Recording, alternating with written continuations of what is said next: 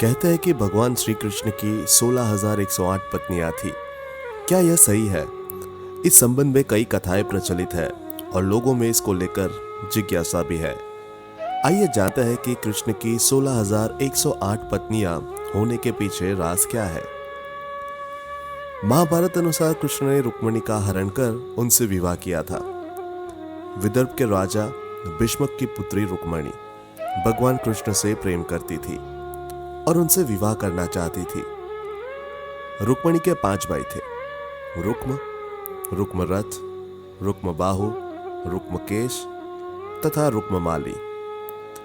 रुक्ममाली सर्वगुण संपन्न तथा अति सुंदरी थी। उसके माता पिता उसका विवाह कृष्ण के साथ करना चाहते थे, किंतु रुक्म चाहता था कि उसकी बहन का विवाह चेंदीराज शिशुपाल के साथ हो। यह कारण था कि कृष्ण को रुक्मिणी का हरण कर उनसे विवाह करना पड़ा। पांडवों के लाक्षागृह से कुशलतापूर्वक बच निकलने पर सात्यकी आदि यदुवंशियों को साथ लेकर श्री कृष्ण पांडवों से मिलने के लिए इंद्रप्रस्थ गए। युधिष्ठिर, भीम, अर्जुन, नकुल, सहदेव, द्रौपदी और कुंती सब ने उनका आतिथ्य पूजन किया। इस प्रवास के दौरान एक दिन अर्जुन को साथ लेकर भगवान कृष्ण वन विहार के लिए निकले। जिस वन में वो विहार कर रहे थे वहां पर सूर्यपुत्री कालिंदी श्री कृष्ण को पति रूप में पाने की कामना से तप कर रही थी।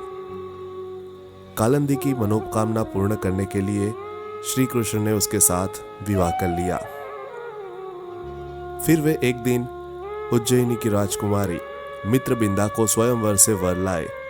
उसके बाद कौशल के राजा नग्नजीत के साथ बैलों को एक साथ नाथ कर उनकी कन्या सत्या से पाणी ग्रहण किया। तत्पश्चात उनका कैकेयी के राजकुमारी बद्रा से विवाह हुआ। बद्र देश की राजकुमारी लक्ष्मणा भी कृष्ण को चाहती थी, लेकिन परिवार कृष्ण से विवाह के लिए राजी नहीं था। तब लक्ष्मणा को श्री कृष्ण अकेले ही हर कर ले आए। यह एक झूठ है कि श्री कृष्ण की 16,108 पत्नियां थी। कृष्ण अपनी 8 पत्नियों के साथ सुखपूर्वक द्वारिका में रह रहे थे।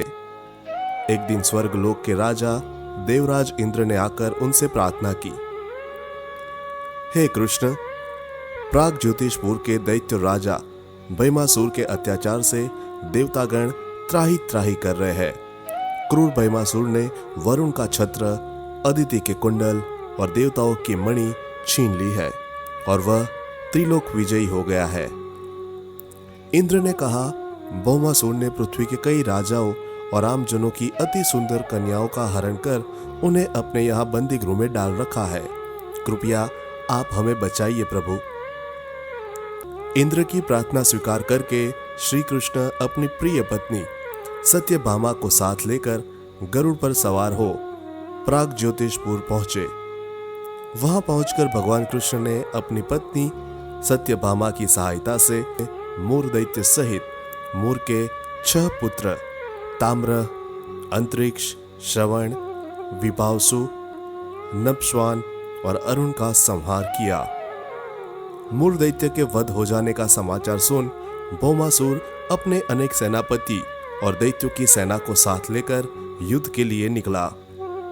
भैमासुर को स्त्री के हाथों मरने का श्राप था, इसलिए भगवान श्री कृष्ण ने अपनी पत्नी सत्यभामा को सारथी बनाया और घोर युद्ध के बाद अंत में कृष्ण ने सत्यभामा की सहायता से उसका वध कर डाला।